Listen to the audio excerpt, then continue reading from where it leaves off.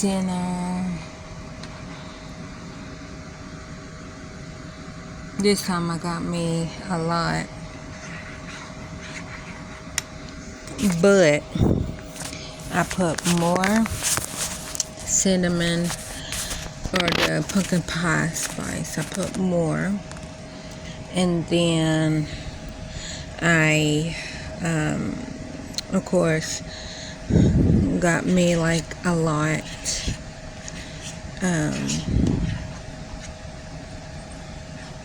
Gary and the girls went out with Eric, so they're not here, but they don't like, which Gary, if you don't know, he's a food snob. So he'll say he don't like something, and he did not like it, like in his earlier age, but because he didn't like it either as a kid or as a young adult, he doesn't like it now.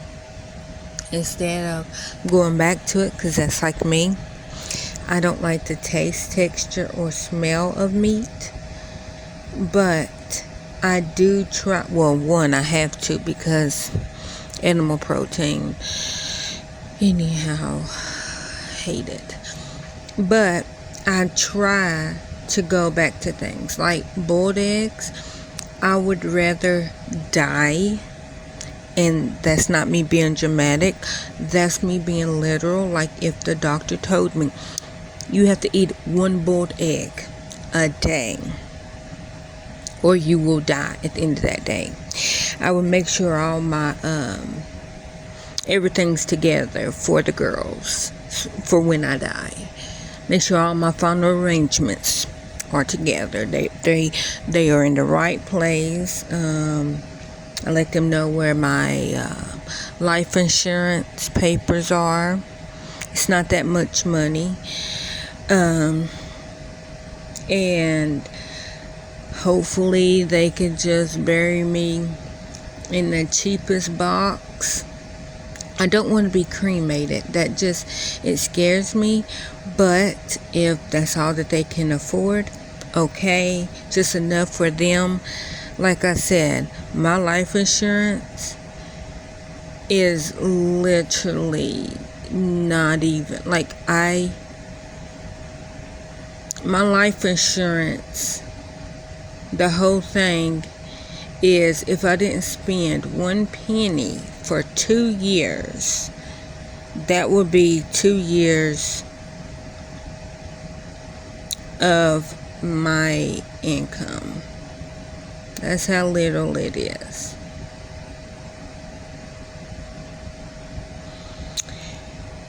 But I got it when they were born, and they are my beneficiaries.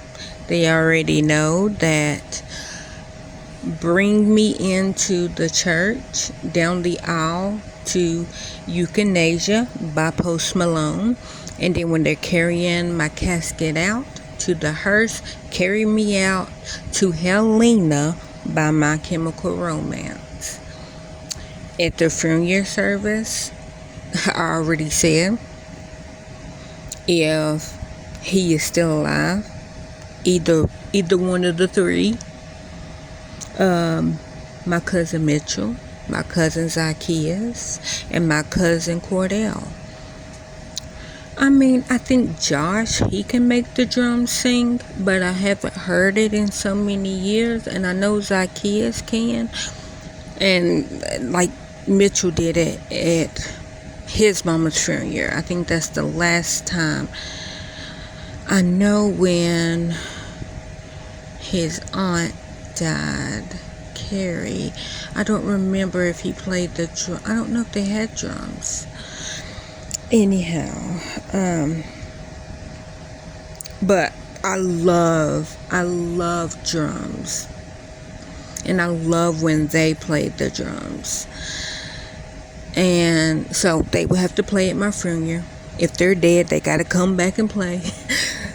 But anyhow, not to make this a dark thing, my point of it is, I would rather die than to eat a boiled egg because of the egg white texture. I can't. I cry. I gag.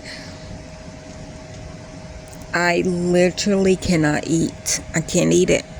I cannot. But that's because of the texture. I can't. But I would still try it. And I know what everybody is probably gonna say, but you eat an egg every night before bed. I do. But my eggs, I put the shredded cheese, and I crack me. It depends. If I had dinner closer to bedtime, like within 2 to 3 hours before bedtime, I do 1 egg. If I had it longer than that, then I do 2 eggs. So it's a handful, which I got some pretty big hands. I got some big old hands. My fingers are skinny. Like, my fingers are literally a size 5.5. Well, it depends. They're 5.5. They haven't went, like, the biggest my fingers have ever been was I'm gonna say a 7, 6.5 to 7. I never had big fingers. Like, my hands are big, like men, but they're not fat. But what I'm saying is, like, when I lost weight, like, because when I was like 387 pounds, my fingers were like a size 7. I could have gotten away with a 6.5. Then when I lost weight, when I lost all that weight after the gastric bypass, my fingers got down to a 4.5, 5. And I know you're like, it ain't no way. I swear. Like, right now, it might not look like it, but my thumb and these 3 fingers are all a 5 to 5.5. My pinky is a 4. But I'm fat. Like, my hands has never, like, I have never had fat fingers. I've always had long, skinny fingers. That's why everybody's like, oh, you should be skinny. Yeah, that ain't happening. I'm not attracted to skinny men. I have never wanted to be skinny. I got gastric bypass not to lose weight. I got gastric bypass because they said if you get it and you're a little less weight, that will, 1, help on your headaches. Well, at that time, I was not diagnosed with or I might have been. But anyways, my headaches are pseudotumor cerebri. If you don't know what that is, it's water retention on the brain. So the extra fluid that I had, like, the fluid was causing my headaches. The fluid was causing my weight gain. So I could lose all the weight that I want, and it was not going to touch my head unless I lost the fluid. Once I got on the water pills and started getting, like, when the water started draining, like, my headaches got better. But then my body is like, you know what? I don't want to listen to the water pills anymore. So then my body just stopped reacting. Like, it stopped, like, the water pills didn't work. So that's when I had to go to spinal taps. And then my spine is like, you know what? Because my open pressure was always like 25, and then they can usually get it down to like 18. But then one time the open pressure was like 21, and it didn't get down. Like, it stayed at 21, so my open and closed pressure was both at 21. And that was because my spine is like, you know what? No, I'm not gonna work. So then But while that was happening, that was during my headache season. That's why they was doing it.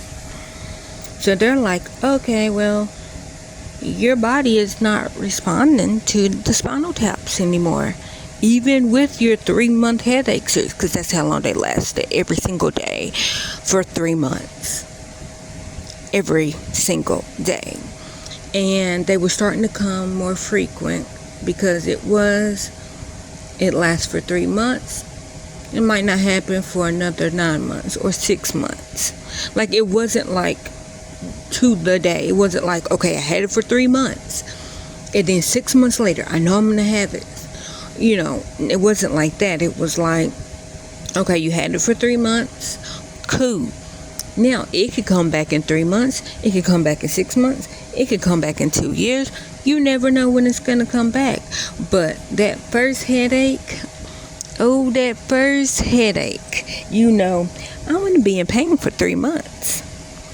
Now, let me rant about this. I would rather have my pseudotumor cerebrite headaches that lasted for 3 months if I can go back and not have the double brain surgery. Because when I had my brain surgery, it was supposed to just be in July the 1st, 2015. At 8 o'clock in the morning. That's when it was supposed to be. So, went in like normal. I remember that Saturday, my babies turned 2. And I purposely got it after their 2nd birthday, because I did not want to die before they turned 2. And I'm glad that I got it after their birthday, because of the complication that I had, that I am having still.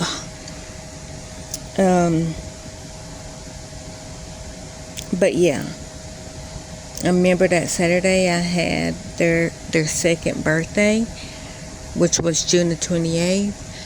And then I remember July the 1st, I went in. It was, went in and had the surgery.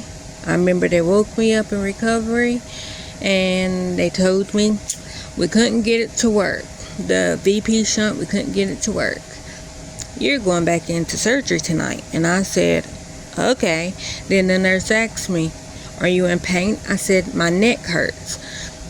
Now, I knew that my neck was going to hurt. And at that time, like, it was my neck and the back of my head. But of course, like, my head was fully, like, freshly stapled. And the reason why my neck hurt is because the tube that's connected to the VP shunt that's in my brain, it goes down the right side of my neck, and then it goes up under, I think, the breast muscle into my stomach, and then I'm supposed to pee out the extra liquid. Anyhow, so when I said my neck hurt, I knew it hurted because I had my tube in. It's just they couldn't get the machine to work. And that's why they were going back in the 2nd time to get the machine to work. But the machine was in my head. It's just, it wasn't on. And the tube was already in my, like, it was in my head, down my neck, and all that, into my stomach. So everything was set up. It's just the machine was not working. That's why they had to go back in the 2nd time to get it working. So at 8 p.m., because they gave me a shot of morphine, and I went back to sleep. And I remember before I went to sleep, like, when I told that nurse, I'm not even going to tell the story because I still feel bad for that man, because the way he looked at me, if looks can kill, I would have been dead. But I feel so sorry for him, because they should have told him not to take his Suboxone so that he was not in pain. I was like, that poor man. Like, God be with him. But yeah, so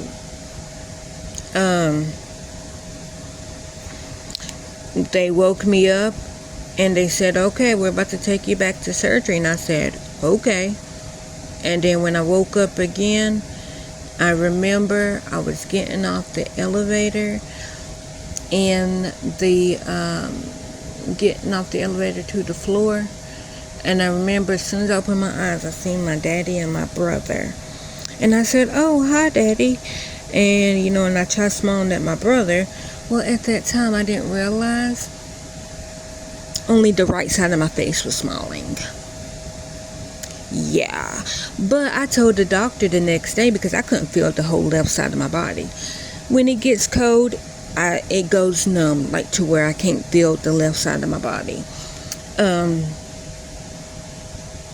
And in certain spots in my legs, like my hand, like I still have, I call them blind spots, because I can't feel, they feel numb. Like I can feel it if you're touching it, but I can't feel it if you're touching it. It's weird. And then ever since my brain surgery, my left arm, you cannot get blood. You cannot start an IV. It's like all the veins and all that on that side, it doesn't work. Like, yeah, I can move. Like, I can move my arm. I could feel my arm. But you can't get any blood out of my left arm. Now, it's great for blood pressure. Like, it's better on the left side than the right side. But my right side, if you need blood from me, it's on the right side. If you need blood from me and you go on the left side, or if I need blood work, they can't get it off the left side. I don't know what it is. They said, "Oh, that's weird. We'll just go." Yeah, like I said, y'all can go on and poke. It's gonna hurt. Like, I could feel it. But yeah, it's not like that. Don't work. It don't work over there. She's like, "Look, don't bother me." So me and the left side, we got an understanding. I won't even bother you if I need an IV or blood. We won't even go through the dramatics. But if I need my blood pressure taken, oh babe, you number one. But anyhow, so that's why I said I would rather have my headaches than the complications that I have, because it has been 8 years and I still have been in pain. So from day 2, because that's the earliest day that I can remember. So on the second day after surgery, I realized, oh my gosh, it feels like I got cotton balls in my head. But of course my head was swollen. It was swollen. I told the doctor actually the next morning, I can't feel the whole left side of my body. He looked at me while signing my discharge papers, and I'm telling him this. He looks at me in my face and he tells me, "Oh, it's nothing that I did." "Okay, well, have a great day." That's what he said. The neurosurgeon that did this. And then 2 months after my surgery, guess what? He discharged me. Or let me not say that he discharged me. That's me being way too kind. He just refused to see me. He refused to see me, and he has a monopoly over my brain. So that means if I try to get any treatment for my head, they have to ask him, because he's the fucker that did my brain surgery. And whatever he says, the other doctors has to abide by. Which I have had different neurologists, but they have to ask him what treatment that he did and if they can do a different treatment. And that's